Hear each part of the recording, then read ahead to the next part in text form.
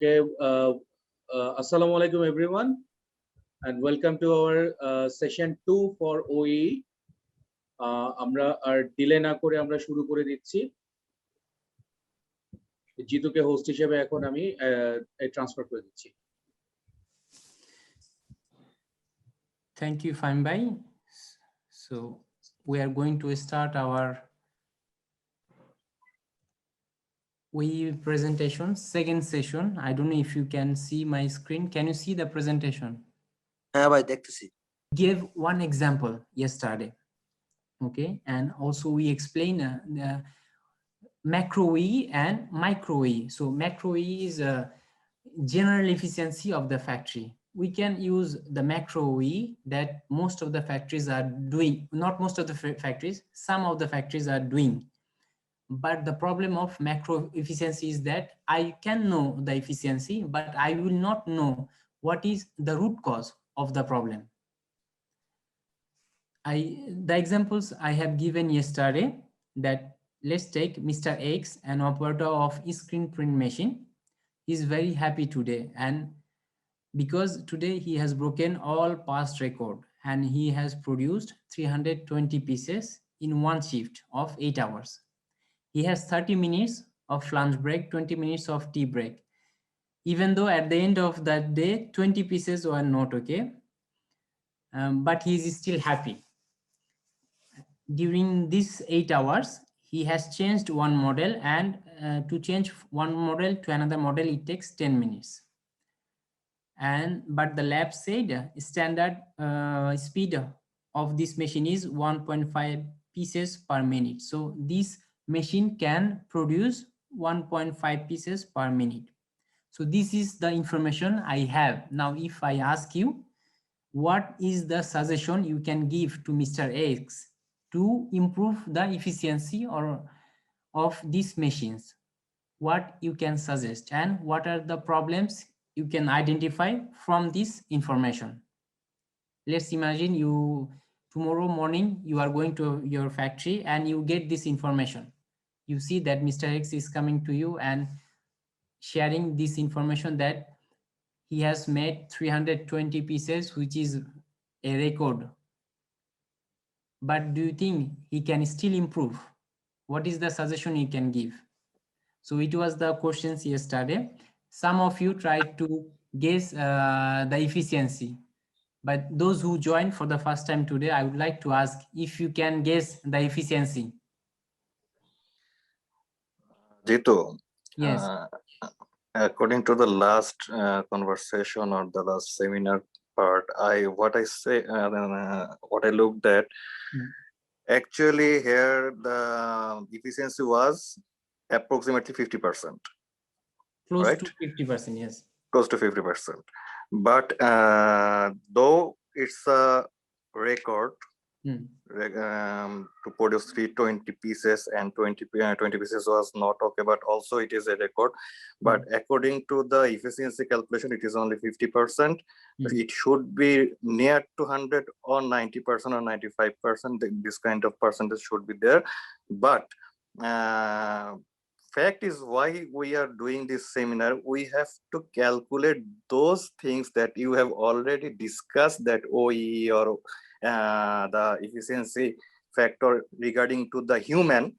I think we are still there to go.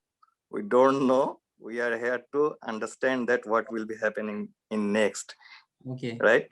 So so to find out the root cause, I think I have to do those calculations, and actually we are waiting for that. Okay, so I show you how we calculated the macro OE. So we have 320 pieces not okay, so total production is 300 pieces, good quality, and we had some break time, 1 hour of break time out of 8 hours. So total time is 420 minutes and the efficiency is 47.62. But from this information, we can know the efficiency is very low, but we don't know why it is low. It is very difficult to explain and give some suggestions. And this is called macro OE. Now we are going to see how to calculate OEE in micro level so that we can identify the real root cause. Okay, so the question was, is it a good or bad or source efficiency? Can we explain the root cause of this low efficiency? So we can know the efficiency, but we don't know how to give some suggestion because we don't know the root cause. So I will explain you what is macro. Yes, any questions? No, bhai. Okay, Please continue. I will explain. Okay, so first, what is OEE in micro level? Okay, so let's imagine 24-hour one day or 8 hours one shift, whatever it is. So we have 24-hour for a machine. Now we have imagined 22 hours of production planning because sometimes we don't have any order to produce. So machine will be idle. Let's take 2 hours. Okay, machine will be idle. Let's take 2 hours. We don't have anything to produce. So this one, let's call it period analysis. So we are analyzing the efficiency for 22 hours. Then in this 22 hours, we will have some breakdown planned. For example, prayer, lunch break, dinner break, or tiffin break, whatever it is. So we can, or maybe maintenance break, which are planned. We cannot do production when we have some breakdown already planned. Okay, then we have to deduct this time from the analyzed period that we can call opening time. So that means my machine should run 20 hours because I plan 2 hours of breakdown and 2 hours of without any production. But what happened in reality, sometimes we have some unplanned breakdown. For example, machine is not working suddenly, maybe gas pressure low, okay, or maybe something happened that is unexpected. So it was unplanned breakdown, or maybe fabric is not ready. It happens every day. So let's take this one as 1 hour. Then we can also have problem of speed issues. But most of the cases, we don't know what is the right speed or good speed. Is it a speed or RPM? Whatever you call it, speed or RPM, okay? And finally, reworking. So if we are doing some production, but if the quantity is not okay, we have to reproduce to match the PO quantity. So these are the incidents happens every day in our factory, and we have to consider all this information to calculate OEE in micro level. At the end, when I deduct everything, I see my machine was actually running for 18 hours. Because, for example, if my machine is running at the right speed, I cannot say it is a productive one. If I have to do some rework, that means my machine is running to produce something that I cannot sell. So I will not get any revenue. And also if there is any unplanned breakdown, that is my machine is supposed to work, but there was a problem. So I cannot do the production. The machine was supposed to do the production, but I cannot produce. So at the end, we see that we have the machine has run for 18 hours and it was operating for 19 hours and opening time is 20 hours. So these are the terms. Maybe it is new for you, but we have to collect all this information if you want to calculate micro level OEE or efficiency. Do you have any questions from this figure? Is it clear? The period analysis, the opening time, operating time. Okay, let me ask you one thing, bhai. Okay. For example, like planned breakdown. If we want to motivate it, okay, like for example, for lunch break or something like that, if the machine continues and if the machine is automated, okay, yes. And if we can input something so what will be the output? Okay, if the machine can run continuously without the operator, then it is not breakdown. Okay. When I say planned breakdown means machine has to stop production. Okay. And it was planned. That means we are just considering the situation. Yes, it was planned. For Okay. example, I have to change the fabric and I cannot run my machine. So I know my Yes, yes. machine will stop for 10 minutes. It is planned breakdown. And I don't expect the machine to produce anything during these 10 minutes. This is planned breakdown. But unplanned breakdown, what is unplanned breakdown? For example, suddenly my the gas pressure goes down. So I don't have temperature. What I will do? I It cannot may happen. produce. I cannot produce. Maybe the fabric, raw material is not ready. Fabric is not ready. I'm waiting for my fabric. That's why we have to consider it, because we can't wait for the fabric. Exactly. We should not be waiting for the fabric. Should not The be. fabric should be ready behind the machine. Behind the machine. Yes. Okay. So all these points we have to collect if we want to calculate overall equipment efficiency of a machine. Is it clear now? The period analysis, operating time, opening time. Yes, Okay. Jitu ভাই, Yes. আসসালামু আলাইকুম ভাই, ওই target আওয়ারটা যদি আরেকবার বলতেন লাস্টেরটা। Okay.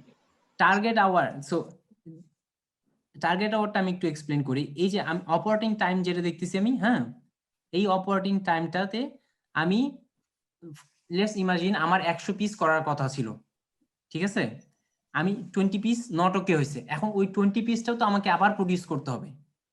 reproduction, it's like reworking type of thing. Reworking, so ওই রিওয়ার্কিং টাইমটা আমার লেটস টেক 1 আওয়ার। তাহলে আমি যে রিওয়ার্কটা করলাম 20 পিস নষ্ট হইলো, ওইটা তো আমার ওয়েস্টেজ, ওইটা তো আমি সেল করতে পারবো না। এই জন্য আমার টার্গেট, আমি যেই 100 পিসটা আমার টার্গেট ছিল, ওই 100 পিসটা আমার 18 ঘন্টার মধ্যে করা যাবে। বাট ফাইনালি আমি দেখতেছি ওই কোয়ালিটি প্রবলেমের জন্য ওই 100 পিস করতে আমার 19 ঘন্টা লাগতেছে, বিকজ আমার Definitely এটা তো কনসিডারেশনে রাখতে হবে, ডেফিনেটলি এটা তো কনসিডারেশনে রাখতে হবে। এক্স্যাক্টলি। এই টার্গেট আওয়ারটা কি ক্লিয়ার? কে প্রশ্ন করবে? জি ভাই, ক্লিয়ার ভাই। ওকে, সো আমাকে ওই পিসটা করার জন্য আমার টার্গেট হবে 18 আওয়ার্স, যেটা হচ্ছে আমার নন কোয়ালিটি থেকে। বাট এই টার্গেট আওয়ারটা আবার স্পিড থেকেও আসতে পারে। ওকে, অ্যান্ড অপারেটিং, বাট এই আনপ্ল্যান ব্রেকডাউনটা সবসময় অপারেটিং টাইম এন্ড ওপেনিং টাইমের মধ্যে থাকবে। শুধু রিওয়ার্ক এবং স্পিড যেটা টার্গেট আওয়ার, বাট টার্গেট আওয়ারটা হচ্ছে আমি ফাইনালি এটা একটা রেজাল্ট, এটা ক্যালকুলেট করতে হবে না বা এটা মেজার করতে হবে না। মেজার করতে হবে কোনটা? Period analysis, opening time, operating time, rework, speed, unplanned breakdown, plan breakdown, এইগুলা। তো আমরা একটা প্র্যাকটিক্যাল, এটা হচ্ছে থিওরি। ওকে, এখন থিওরিটা maybe is not easy to understand, and এই নর্মালি এই ট্রেনিংটা আমি একদিনে দেই। হ্যাঁ, তো যেহেতু আমাদের টাইম কম, সো আমি এটা ইজিলি এবং কুইকলি করার ট্রাই করতেছি। আমরা একটা প্র্যাকটিক্যাল ইয়েতে যাই, গেমে যাই, তাহলে সবাই ওখানে প্র্যাকটিস করবে এবং তাহলে এটা বুঝতে ইজি হবে। তো আমি ওই আগের ইয়েটাতে ব্যাক করি। জিতু, টাইম নিয়ে কোনো টেনশন করো না, তুমি চাইলে বেশি সময় নিতে পারো, প্রয়োজনে আমরা ক্লাস 3 করব, কোনো সমস্যা নেই। ওকে, প্রয়োজনে ক্লাস 4 করব। ওকে, so আমরা let's come back to the same situation. Mr. X, okay, so Mr. X was asking, can you help me, or can you tell me if I can still improve even though I crossed the record? I had a record of 320 pieces. So we have the same information. Mr. X operates a screen printing machine. He is very happy today. He has broken all past record and produced 320 pieces in one shift of 8 hours. He has 30 minutes of lunch break, 20 minutes of tea break. Even though at the end of the day, 20 pieces were not okay, but he is still happy. He has changed one model which requires 10 minutes of break. Now, there is some additional information, okay? Every day he takes 10 minutes to warm up his machine in the morning. It is not necessary according to the technical team, but he, as an expert operator, he thinks it is very important. So he wants to take 10 minutes to warm up the machine. And what happened on that day? He was waiting 20 minutes for a fabric to be ready. The machine was stopped 20 minutes also to clean dust by maintenance team. So you get more information now, okay? 10 minutes to warm up his machine. এটা হচ্ছে planned breakdown. And waiting 20 minutes for fabric and machine was stopped for 20 minutes. It was unplanned breakdown. Okay, good. And lab said standard speed is 1.5 piece per minute. So 20 piece is not okay. Hmm. We have 20 to piece calculate according to that. And it will be for what was the last one? Rework. Reward. Yes. So the same question, he's asking the same question. What is the efficiency of this screen printing machine and how can I improve? So what I will do now, I will share you the Google Sheet file. Can you see my Google Sheet file? জি ভাই, Okay. একটু বড় করতে পারলে better হতো। আমি এটা সবার সাথে শেয়ার করব। হ্যাঁ, আমি গুগল শিটে একটু এক্সপ্লেইন করি। সো এখানে আমি টেবিল করে দিছি, মানে এটা কুইকলি যেন আমরা সবাই করতে পারি। হ্যাঁ, যেমন আমার এখানে 8 ঘন্টা, ওকে 8 ঘন্টা 8 আওয়ার্স, 8 ঘন্টাকে আমি মিনিটে কনভার্ট করলাম। তারপরে আমি দেখাইলাম কি opening time and operating time calculate করতে হবে। এরপরে কি প্ল্যান ব্রেকডাউন। হ্যাঁ, আমাকে জানতে হবে আমার প্ল্যান ব্রেকডাউন কোনটা। আমি এটা লিস্ট করে দিছি আমার প্ল্যান ব্রেকডাউন কি কি আছে, লাঞ্চ, টি, মডেল চেঞ্জ, এটা ইজি করার জন্য। হ্যাঁ, তারপরে আনপ্ল্যান ব্রেকডাউনটাও আমি লিস্ট করে দিছি। পরে আমরা ফার্স্টে কি ক্যালকুলেট করব, আমার অপারেটিং টাইম, ওপেনিং টাইম। এরপরে আমি ক্যালকুলেট করব আমার টাইম ব্রেকডাউনটা। এরপরে আমি এখান থেকে ম্যাক্রো ওই ক্যালকুলেট করব, যেটা হচ্ছে জেনারেল ওই, এবং এরপর আমি মাইক্রো ওয়ে ক্যালকুলেট করব। সো এই ফাইলটা আমি সবার সাথে শেয়ার করব। এখন সবাই কি করবে, সবাই এই যে এখান থেকে এটা কপি করবে,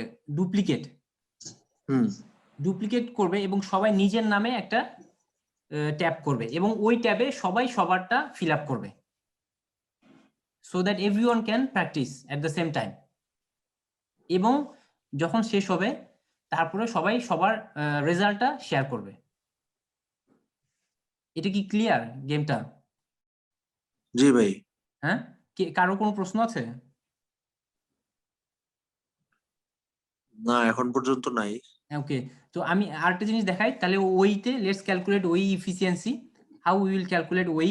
first we need to find out the quality ratio, okay, then availability ratio. So availability, what is availability? Availability is time, that is we talked about opening time, operating time, okay.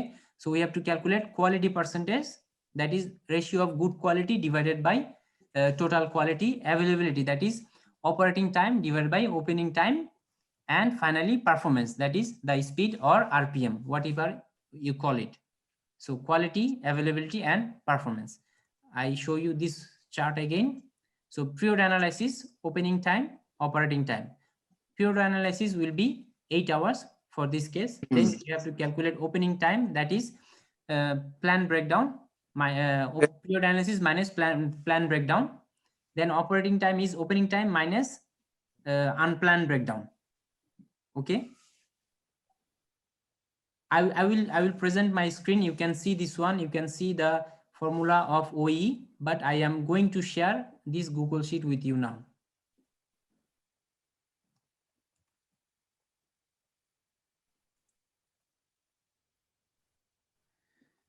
So everyone will be able to edit, and I am copying the link, done, and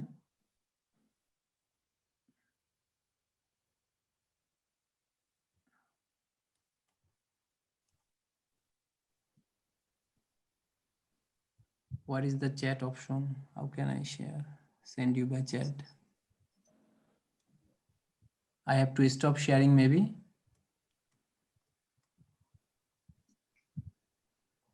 I will stop for a moment and yes. So I will give you the link here. Can you please go to the Google Sheet file and confirm me that you can access and you can copy, duplicate the tab? ভাই আমি mobile থেকে তো এই জন্য একটু ইয়া হচ্ছে, but mobile থেকেও করা যাবে, মোবাইল থেকেও প্রবলেম নাই। না জিতু, যারা জার্নিতে আছে ওদের জন্য না হয় আমরা কনসিডার করি। ওকে, যে যে পারে। হ্যাঁ করা যাবে ভাইয়া। হুম, মোবাইল থেকে যে কোনো মোবাইল থেকেও করা যাবে। আমাদের শীটটা চলে আসছে। ওকে, সবাই তাহলে ওই ট্যাবে যে আমি এখন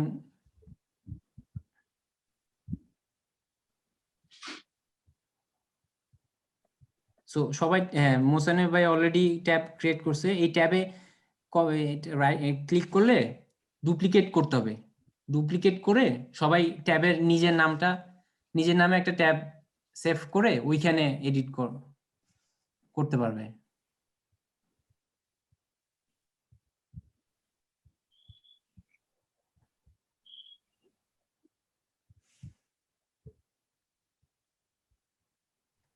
এখানে কি টাইমটা কি আমরা আমাদের মতন ধরে নিব নাকি ওই ইসের অনুযায়ী আসবে?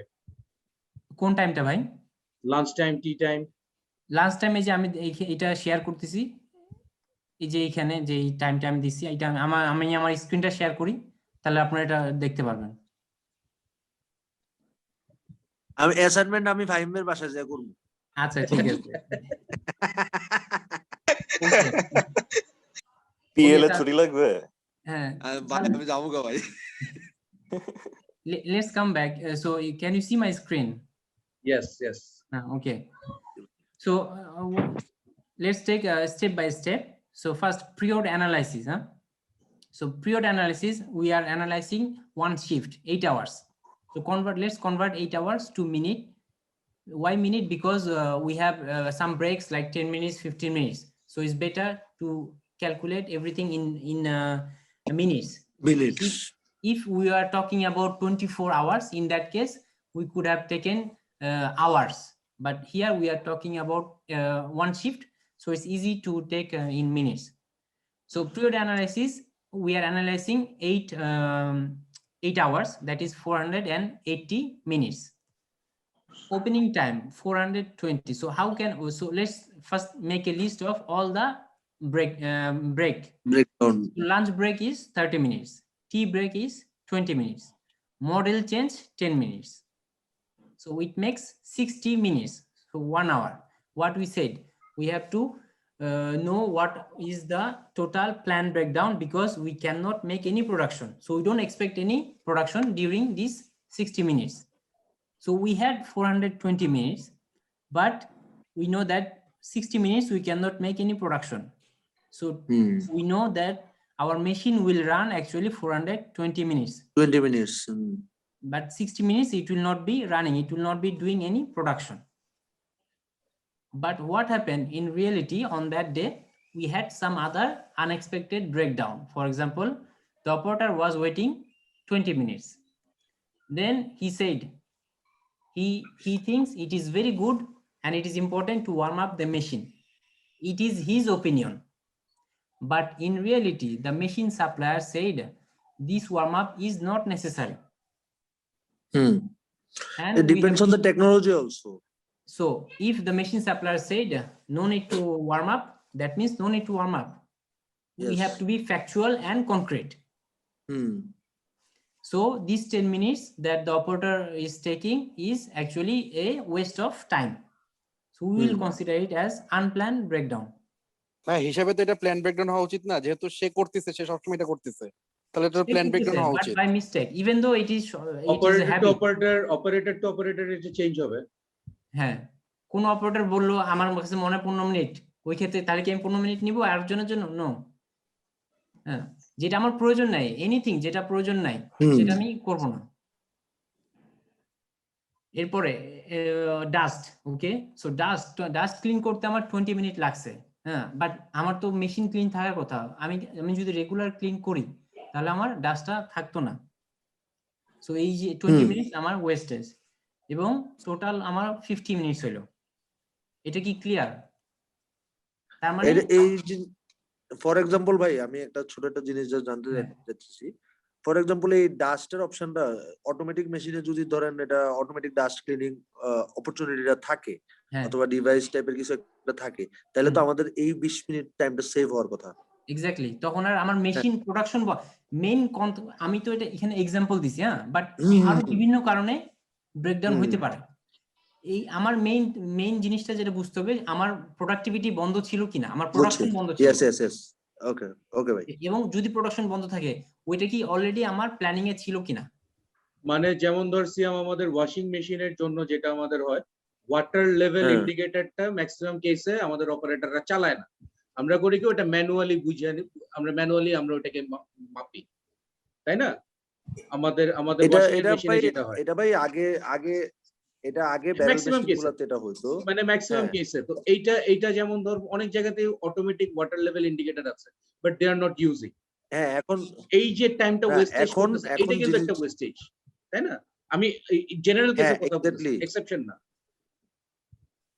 ওকে হ্যাঁ হ্যাঁ না আপনি এই জন্যই কিন্তু অটোমেটিক মেশিন গুলো আসছে, এই জন্য ভাইয়ের সাথে আমি অটোমেশন কথা আলাপ করলাম এখানে অটোমেশন সিয়াম হ্যাঁ জি এখানে জি ভাই। অ্যাকচুয়ালি কি জিতু যেটা বোঝাতে চাচ্ছে, জিতু তো এখানে একটা এক্সাম্পল দিচ্ছে। হ্যাঁ প্রতিটা হ্যাঁ জিনিসে হলো কি এক একটা জিনিস ধরে নিছে যে হয়তো এখানে ডাস্ট ছিল, ডাস্ট না থেকে অন্য কোনো কারণও থাকতে পারে। এক্স্যাক্টলি এখন হ্যাঁ the fact is you have to understand that which one you will recognize as unplanned or which one you have to recognize as planned, which one is rework. This you have to calculate it or assume it when you are doing it practically. This is the main fact. Actually, here's the calculation he is given. I think we can all understand this, but the fact Yeah. is, which has to be understood, is which one will go to which category. That's So- on the main Exact- fact. Exactly. ফ্যাক্টরিতে যারা যারা কাজ করে সবাই তো জানে যে প্রতিদিন আমার একটা প্ল্যানিং থাকে হুম এবং ওই প্ল্যানিং এর মধ্যে যদি আমি একটা ব্রেকডাউন দিই, ফর এক্সাম্পল লাঞ্চ ব্রেক, ওইটা আমার হুম। Plan breakdown. তো ওই সময় আমি এক্সপেক্ট করি না যে আমার মেশিন চলবে, আনলেস যদি অপারেটর ছাড়া অথবা আমি যদি অ্যাসিস্ট্যান্ট অপারেটর দিয়ে চালাই, সেটা অন্য ব্যাপার। ওই ক্ষেত্রে এটা আমার প্ল্যান ব্রেকডাউন না, কারণ আমার মেশিন চলতেছে। বাট ফর এক্সাম্পল আমার কেমিক্যাল নাই, কেমিক্যাল শর্ট, কেমিক্যাল আবার এই জিনিসটাকে যদি আমরা ভাই ম্যানিপুলেট করতে পারি, এখানেও কিন্তু আমাদের এফিসিয়েন্সি নিয়ে খেলার স্কোপ আছে। হ্যাঁ, তো ওই তো আমার কি করতে হবে, এখানে আনপ্ল্যান ব্রেকডাউন কমাইতে হবে। আমি আসতেছি ওইখানে, আমরা ওইদিকে আসতেছি। তো প্ল্যান ব্রেকডাউন, আনপ্ল্যান ব্রেকডাউন, এটা কি সবার জন্য ক্লিয়ার? ওকে, সো তাহলে আমরা এই ওপেনিং টাইমটা হচ্ছে, আমি নেটে ঢুকতে পারতেছি না, কারেন্ট নাই। সরি অন্য লাইনে কথা বলতেছে। সিয়াম একটু মিউট করে একটু মিউট করে নাও।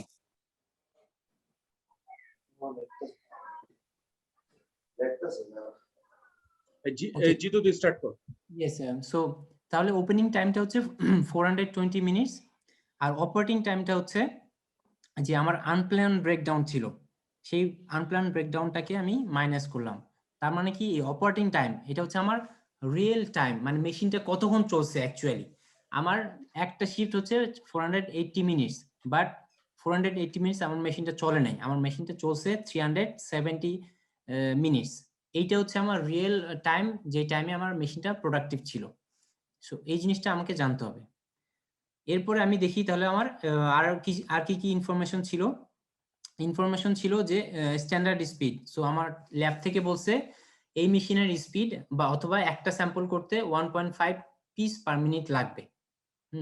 এবং আমার ওই দিনের প্রোডাকশন ছিল 320 পিস। ফাইনালি কোয়ালিটি ইন্সপেকশনে দেখা গেছে 20 পিস নট ওকে, তাহলে ওকে পিস হচ্ছে 300 পিসেস। সো এই জিনিসগুলো আমার ইনফরমেশন ছিল। আমরা কিন্তু অলরেডি একবার ওই ম্যাক্রো লেভেলে ওইটা ক্যালকুলেট করছি। সো ম্যাক্রো লেভেলে ওইটা ক্যালকুলেট করছিলাম যখন, আমরা তখন কি নিছি, আমি এইটাতে ব্যাক করি, আমার গুগল শিটে যদি আমি ব্যাক করি, তাহলে আমি দেখাইছিলাম এখানে আমার ম্যাক্রো লেভেল ওই, সেটা হচ্ছে এখানে 300 piece good quality divided by 420 minutes into 1.5। So 420 মিনিটসটা কোথায়, আমার এই ওপেনিং টাইম ইন্টু 1.5 দিয়ে টোটাল আমি প্রোডাকশন কোয়ান্টিটি পেয়ে গেছি। তাহলে 300 pieces divided by 420 into 1.5 pieces আমার থিওরিটিক্যাল অর এক্সপেক্টেড কোয়ান্টিটি। আমি এখানে মেবি ক্যালকুলেট করে দেখা দেই। So 300 pieces divided by 420 into 1.5. So expected আমার expected quantity হচ্ছে 420 into 1.5. So 630 মানে আমি বলতেছি এটার মানেটা কি, এটার মানেটা হচ্ছে আমি যদি আমি এটা একটু নিচে নিয়ে যাই তাহলে হ্যাঁ, real quantity divided by expected quantity, real okay quantity divided by expected quantity. আমার expected quantity হচ্ছে 630 আর real quantity হচ্ছে 300 pieces. এটা কি এখন ক্লিয়ার? এটা clear. Okay,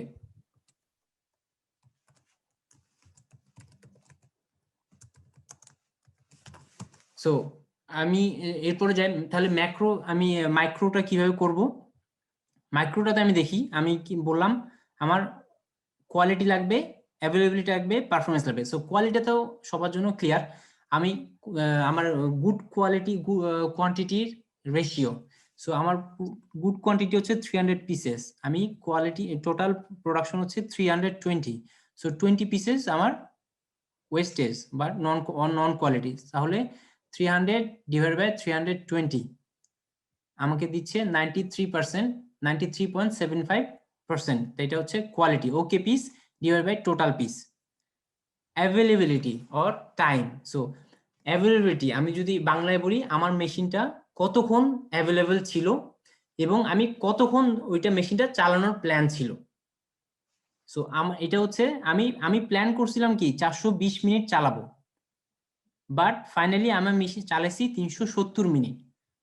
operating time divide by opening time, so এইখানে তাহলে আমার operating time divide by opening time, it gives 88.1% and performance. So finally performance, that is RPM or speed. So আমার মেশিনের গতিটা কি ছিল, তো আমাকে ল্যাব থেকে বলছে এই যে আমি স্ক্রিন প্রিন্ট করতেছি, স্ক্রিন প্রিন্টে প্রতিটা পিসের এই মেশিনে আমাকে বলছে ল্যাব থেকে প্রতিটা পিসের জন্য আমার 1 পয়েন্ট পার মিনিটে আমি 1.5 পিস করতে পারবো, ল্যাব থেকে বলে দিছে এটা। তাহলে আমার স্পিডটা কত, 1.5 পিস পার মিনিট। বাট আমি যদি দেখি আমার আজকের আমি যে প্রোডাকশন করছি, আমি প্রোডাকশন করছি 320 পিসেস এবং আমি মেশিন চালাচ্ছি 370 ঘন্টা। তাহলে আমার স্পিডটা কত ছিল, এইখানে আমার রিয়েল স্পিডটা বের করতে হবে। আমার থিওরিটিক্যাল স্পিড আমি জানি, or target speed, that is standard speed, and আমার রিয়েল স্পিডটা বের করতে হবে। তো রিয়েল স্পিডটা কি ছিল, রিয়েল স্পিডটা ছিল এইখানে 320 ভাগ 1.5। আমি প্রোডাকশন কোয়ান্টিটি কি ছিল 320 ভাগ 370, তাহলে 320 ভাগ 370 আমাকে দেয় 8.86। ওকে, এটা হচ্ছে আমার expected real production speed. So আমি এটা এখানে ক্যালকুলেট করে দেখাই, রিয়েল প্রোডাকশন স্পিড 320 ভাগ 370, এটা কি clear? Piece per minute. So এটা আমাকে দিচ্ছে 320। কেন? বিকজ আমি 320 পিস প্রডিউস করছি, ইভেন তো আমার 20 পিস আমার নষ্ট হয়েছে, হ্যাঁ, তারপরও আমি ওইটা কিন্তু আমার প্রোডাকশন মেশিন কিন্তু প্রোডাকশন করছে। স্পিড কিন্তু যখন আমি স্পিড ক্যালকুলেট করব তখন আমি টোটাল প্রোডাকশনটা নিব, যখন আমি কোয়ালিটি ক্যালকুলেট করব তখন আমি 300 পিস নিব।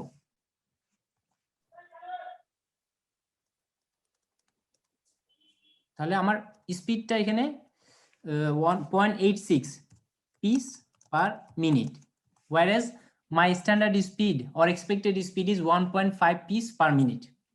তাহলে আমি 0.86 divided by 1.5, it gives me 57.66। তাহলে আমি এখানে কি পাইলাম, quality percentage, quality ratio, availability ratio and performance ratio. আর আমি যদি এখন তিনটাকে গুণ করি, availability into quality into performance, it gives me 47.62। Is it clear? So it Clear, is, bhai. this value is micro OE. আচ্ছা এখন আমি এই যে 47.62 পাইলাম, আর এর আগে যে আমি একটা ক্যালকুলেট করছিলাম, হ্যাঁ, অল্প কিছু ইনফরমেশন দিয়া, এই দুটার মধ্যে কি কেউ কি কিছু কোনো রিমার্ক আছে?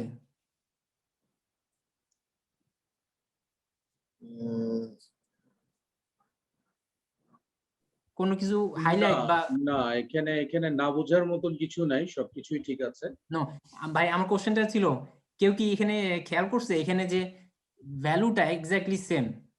সেম হ্যাঁ আসছে। সেম। হ্যাঁ, বাট আমি কিন্তু সেম জিনিস সেম ইনফরমেশন দিয়ে ক্যালকুলেট করি নাই। ইনপুট আলাদা ছিল। হ্যাঁ, আমার কিন্তু ক্যালকুলেশন মেথড এবং ডাটা কিন্তু আলাদা। এখানে আমি জাস্ট 3টা সংখ্যা দিয়ে এখানে আমি ক্যালকুলেট করছি, এবং এইখানে আমি কোয়ালিটি আলাদা করছি, আমার টাইম আলাদা করছি এবং স্পিড আলাদা করছি। ফাইনালি কিন্তু আমার একই আসছে। এখানে যেহেতু আমার যেটা মনে হচ্ছে যে এই যে অপারেটিং টাইম, ওপেনিং টাইম, হ্যাঁ, আদার্স যে টাইম গুলোকে আলাদা ক্যাটাগরাইজ করা হয়েছে, কেউ যদি মনে কর যে যদি এমন হয় যে কোনটা কোন ক্যাটাগরিতে যাচ্ছে বুঝতে পারছে না, সে কিন্তু সবগুলাকে একসাথে যোগ করে ফার্স্টটা থেকে মাইনাস করে নিলেই কিন্তু নরমালি সেই জিনিসটা পেয়ে যেতে পারতো। যেটা হচ্ছে কি ফার্স্টে আমরা শর্টকাটে যেটা করছি, রেজাল্ট এভাবে আসে, ঠিক আছে? কিন্তু আবার এভাবে ভেঙে ভেঙে করলেও রেজাল্ট এটাই আসতেছে। বাট ভেঙে ভেঙে করলে কি হচ্ছে ব্যাপারটা, আমরা কিন্তু ইন্ডিভিজুয়াল কোন জায়গাতে অপারেটিং টাইমটা অ্যাকচুয়ালি কত, ওপেনিং টাইমটা অ্যাকচুয়ালি কত, ইভেন এ পার্সেন্টেজ কত, কিউ পার্সেন্টেজ, পি পার্সেন্টেজ, অর্থাৎ ক্যাটাগরাইজড সেগমেন্টে কোন জায়গায় কতটুকু পার্সেন্টেজ যাচ্ছে, সেটাকে আমরা এখানে এটার মাধ্যমে ডিফারেন্সিয়েট করতে পারবো। এটাই হচ্ছে মাইক্রো ওই এর অ্যাডভান্টেজ। আমি যদি ম্যাক্রো ওই করি, আমি জানবো আমার এফিসিয়েন্সি, বাট আমি জানবো না কেন আমার এফিসিয়েন্সিটা কম। আমি মাইক্রো এফিসিয়েন্সি করি, আমি জানবো ওকে আমার কোয়ালিটি 93%, আমার অ্যাভেলেবিলিটি 88, আমার পারফরম্যান্স 57, তাহলে আমি কোন জায়গাটা আগে ইমপ্রুভ করব? রেজাল্ট হবে সেম, কিন্তু আমাকে ইন্ডিভিজুয়ালি কোন জায়গাটাতে কি করতে হবে সেটার জন্য রুট কস্টটা এনে দিচ্ছে, আমাদেরকে রুট কস্টটা বের করে দিচ্ছে। এইটা আমার একটা কোশ্চেন সবার কাছে, আমি এখন কোথায় ফোকাস করব, কোন জিনিসটা আগে ইমপ্রুভ করব? স্পিড। তো আমি তাহলে মিস্টার এক্স কে কি বলবো? অপারেটরকে আমি কি সাজেশন দিব? You need to move fast. Unplanned যেগুলো আছে সবার আগে আনপ্ল্যান্ড গুলোকে আমাদেরকে ঠিক করতে হবে। না সবার আগে আনপ্ল্যান না, সবার আগে আমাকে দেখতে হবে ফার্স্টে আমার এফিসিয়েন্সি থেকে আমি চেক করব আগে কোয়ালিটি কত, পারফরম্যান্স কত, আর অ্যাভেলেবিলিটি কত। এই তিনটার মধ্যে থেকে কোনটা সবচেয়ে কম? আমার সবচেয়ে কম হচ্ছে পারফরম্যান্স। তার মানে কি আমি দেখবো এখন তাহলে আমার পারফরম্যান্সটা কত ছিল, আমার রিয়েল স্পিডটা কত, রিয়েল স্পিডটা 0.86, বাট আমাকে ল্যাব বলছে কত 1.5। তখন আমি যাব অপারেটরের কাছে, আমি অপারেটরকে বলবো কেন তুমি এই স্পিডে চালাচ্ছ 0.86 পিস পার মিনিট, হ্যাঁ, যেখানে আমার ল্যাব বলছে এই 1.5 মিনিটে চালানো যাবে, তুমি আগে স্পিড বাড়াও। ও তখন মেবি বলতে পারে আমি তো সবসময় বা সবাই এইভাবে চালাই, নো, সবাই চালালেও আমি আরো বাড়াতে পারবো, কারণ এটা ল্যাব অলরেডি ভ্যালিডেট দিছে। সো আমি এখানে আগে কি করব, সবার আগে আমি পারফরম্যান্স বাড়াবো। পারফরম্যান্স বাড়ানোর পরে তখন যদি আমার পারফরম্যান্স লেটস টেক 90% হইলো, হ্যাঁ, তখন আমাকে আর পারফরম্যান্স নিয়ে চিন্তা করতে হবে না। তখন আমি কি করব, তখন আমি দেখব কোয়ালিটি এবং অ্যাভেলেবিলিটির মধ্যে কোনটা সবচেয়ে কম। তখন আমি দেখব অ্যাভেলেবিলিটি হচ্ছে 88%। তখন আমি চিন্তা করব why my availability is so low. তাহলে আমি কি করব, অ্যাভেলেবিলিটি বোঝার জন্য আমি দেখব আমার অপারেটিং টাইম এন্ড ওপেনিং টাইমের রেশিওটা। এখন আমি এখানে দেখব আমার অপারেটিং টাইমের আনপ্ল্যান ব্রেকডাউন কি কি আছে। আনপ্ল্যান ব্রেকডাউনে আমি দেখি dust 20 minutes, waiting for fabric কেন আমাকে ওয়েট করতে হবে, fabric should be always ready. হ্যাঁ, অপারেটরকে আমি বলবো তুমি কেন ওয়ার্ম আপ করতেছো, আমার এখানে ওয়ার্ম আপ করার দরকার নাই, তুমি এখানে 10 মিনিট তুমি আসার সাথে সাথে মেশিন প্রোডাকশন স্টার্ট করবা। এইভাবে আমি এই 50 মিনিটস আগে ক্যান্সেল করব। তাহলে কি হবে, 50 মিনিটস ক্যান্সেল করলে তখন আমার এই 88 থেকে এটা 100% না হলেও at least 95 or 98 what ever it is improve হবে। সো এইভাবে আমি যখন এই মাইক্রো লেভেলে ওই ক্যালকুলেট করব, তখন আমি জানবো হ্যাঁ আমার প্রবলেমটা কোথায়। এবং আমার কাছে যদি আমার অনেক কাজ, আমি সব কাজ একসাথে করতে পারবো না এবং আমি সব প্রবলেম একসাথে সলভ করতে পারবো না। Solve বাট করতে পারবো না। আমি জানি আমি যদি পারফরমেন্সের প্রবলেমটা সলভ করি, হ্যাঁ আমি ওকে বললাম তুমি স্পিড বাড়ায় দাও, তাহলে কিন্তু আমার অনেকখানি ইফিসিয়েন্সি বাড়বে। তার মানে কি আমি যখন পারফরমেন্স বাড়াবো তার মানে কি আমার যেখানে প্রতি মিনিটে আমি একটাও প্রোডাক্ট করতে পারতাম না, সেখানে আমি প্রতি মিনিটে আমি 1.3 মানে 3 মিনিটে আমি 2টা প্রোডাক্ট বের করব। তাহলে আমি আগে এতদিন ভাবতাম আমার নতুন মেশিন ইনভেস্ট করতে হবে, নতুন বিজনেস আসছে, বাট আমি যখন এটা জানবো তখন আমি জানবো ওকে আমার তো ইনভেস্ট করার দরকার নাই, আমি যদি স্পিড বাড়াই দিই তাহলে আমার ক্যাপাসিটি বাড়বে, তখন আমার মেশিন আরো বসে থাকবে। That's how macro OEE helps us to take investment decision. ঠিক আছে, বাট এখানে কোশ্চেন হচ্ছে গিয়ে যখন পারফরমেন্স 57%, তখন তার কোয়ালিটি রিজেকশন হচ্ছে গিয়ে 7%। যখন তার পারফরমেন্স আমি আরো বাড়াবো, তাকে স্পিড আপ করাবো, তখন কিন্তু তার রিজেকশন পার্সেন্টেজ আরো বেড়ে যাবে। নো এই যে 1.5% এটা ভ্যালিডেট করছে ল্যাব, এবং এই যে স্পিডটা ল্যাব দিছে সেটা হচ্ছে মানে based on good quality, based on কি work study, time study, time study exactly. So lab যখন বসে আমি একটা গুড পিস প্রোডাক্ট প্রডিউস করতে আমার 1.5 মিনিট 1.5 পিস পার মিনিট লাগবে স্ট্যান্ডার্ড টাইম, তার মানে ওইটা রেসপেক্ট করলে কোয়ালিটি ইস্যু হওয়ার কোনো রিস্ক নাই। কোয়ালিটি অফকোর্স কোয়ালিটি প্রবলেম হতে পারে, বাট এটা অন্য কারণে, স্পিডের কারণে না। ভাইয়া আমি একটা জিনিস এখানে হচ্ছে A into P into Q দিচ্ছেন ভাইয়া, 3টা গুণ করলে 47 কিভাবে আসে আমাকে একটু বুঝাবেন ভাইয়া? এই যে 93 ইন্টু 88 ইন্টু 57, এটা তো পার্সেন্টেজ। আমি ক্যালকুলেশনটা বুঝি নাই ভাইয়া। এই যে এখানে আমি দেখাই, হ্যাঁ এই যে E12 আমার স্ক্রিনটি দেখা যায় এখনো? হ্যাঁ আচ্ছা, এটা পার্সেন্টেজে। সো আমি যখন পার্সেন্টেজ মাল্টিপ্লাই করব তখন তিনটার মধ্যে থেকে তিনটা মাল্টিপ্লাই হয়ে ওইটার রেজাল্টটা দিবে। সো এখানে আমি দেখি দশমিকে গুণ হচ্ছে, তো এটার জন্য এটা এরকম অ্যানসার আসছে। বুঝতে পারছি ভাই, বুঝছি, ক্লিয়ার। হ্যাঁ এটা 93 না, এটা 93%। হ্যালো এটা 93%। ফর এক্সাম্পল আমি যদি এই রেশিও থেকে আমি যদি নাম্বারে নেই, তাহলে এখন এটা পার্সেন্টেজ, নাম্বারে আসলে কি হয় 0.94, 0.88 and 0.58, এটা মাল্টিপ্লাই করলে 40.47 আসবে।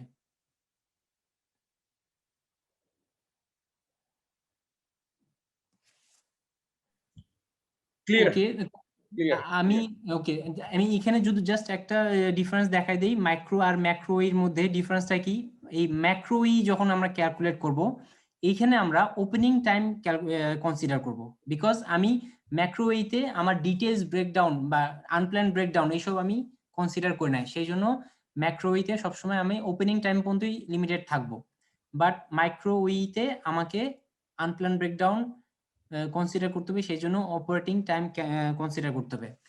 ম্যাক্রো তে আমি 300 পিস নিব,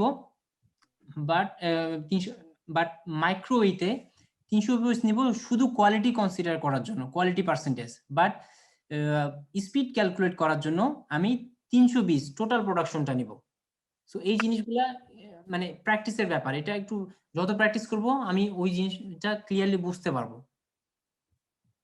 আমি এই শীটটা সবার সাথে শেয়ার করছি, হ্যাঁ, এবং এই শীটটা থেকে সবাই ইজিলি যদি প্র্যাকটিস করে এটা ক্লিয়ারলি বুঝতে পারবে।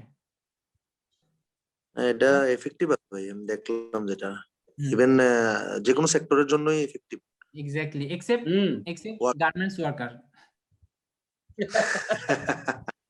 হ্যাঁ এটা আমি যেটা দেখলাম ভাই, আমি তো ওয়াশিং লাইনে, এটা আমি মানে machine efficiency particular each and every machine এফিসিয়েন্সির জন্য এটা খুব কার্যকরী, কারণ আমাদের ইচ এন্ড এভরি মেশিনে অ্যাপ্লাই করতে পারবো। আবার হোল ফ্যাক্টরি, হ্যাঁ একটা ফ্যাক্টরিতে বিভিন্ন ধরনের মেশিন থাকলেও টোটাল ফ্যাক্টরি ওইও আমি ক্যালকুলেট করতে পারবো।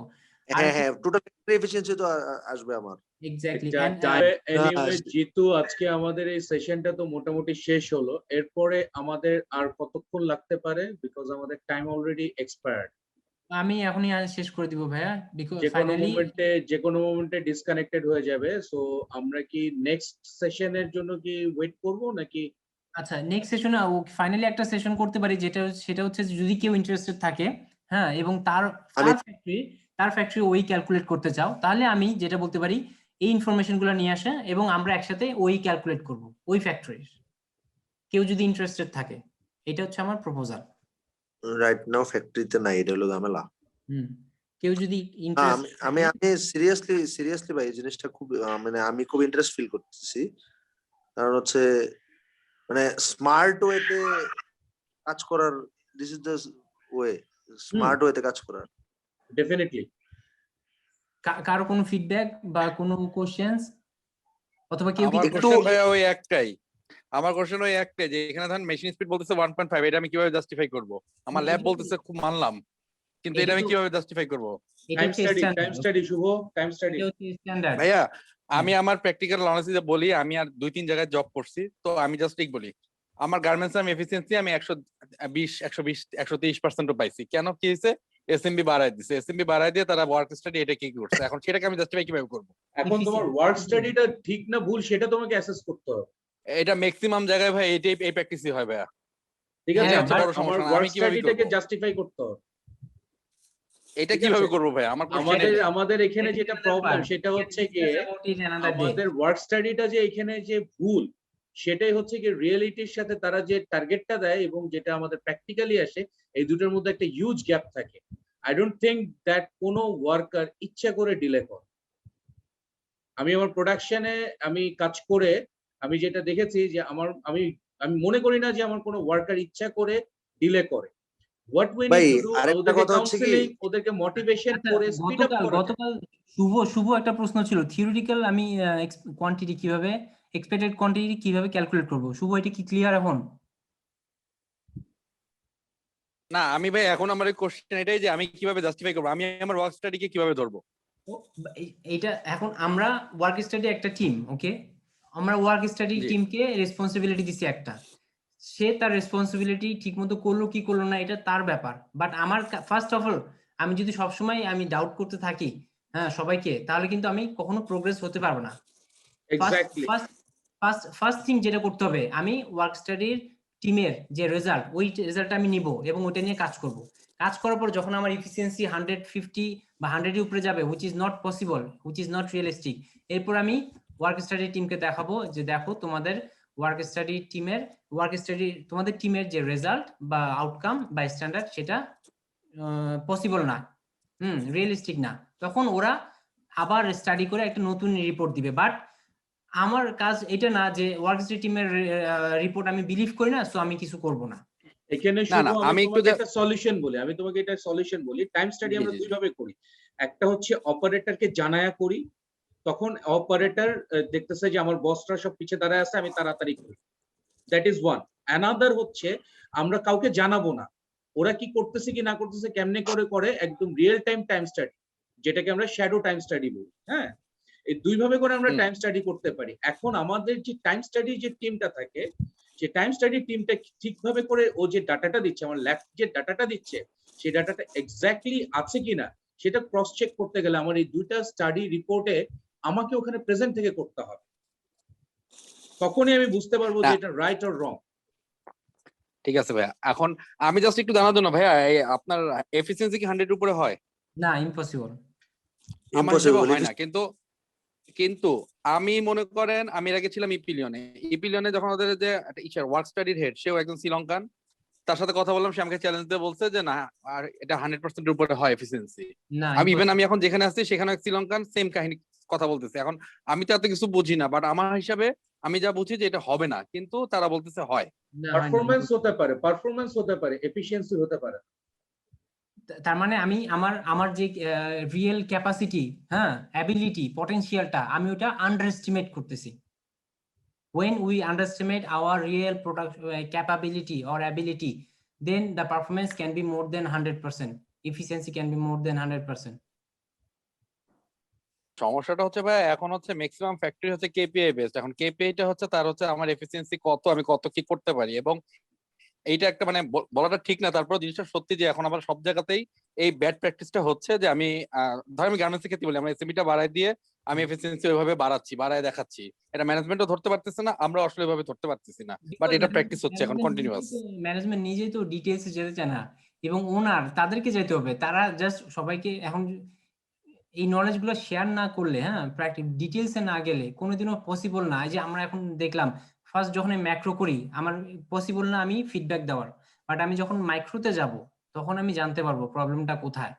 ভাই ফর এক্সাম্পল আমি আমার একটা ছোট একটা আইডিয়া শেয়ার করি। ফর এক্সাম্পল ওয়াশিং প্ল্যান্টে আমি ওয়াশিং এ আছি, ওটার বেসিসে বলি, ওয়াশিং প্ল্যান্টে ফর এক্সাম্পল 20টা মেশিন আছে। হ্যাঁ, তো মাঝে মাঝে এমন হয় যে 20টা মেশিনে ফর এক্সাম্পল ধরেন 30টা স্টাইল চলে, এক একটার সাইকেল টাইম এক এক রকম।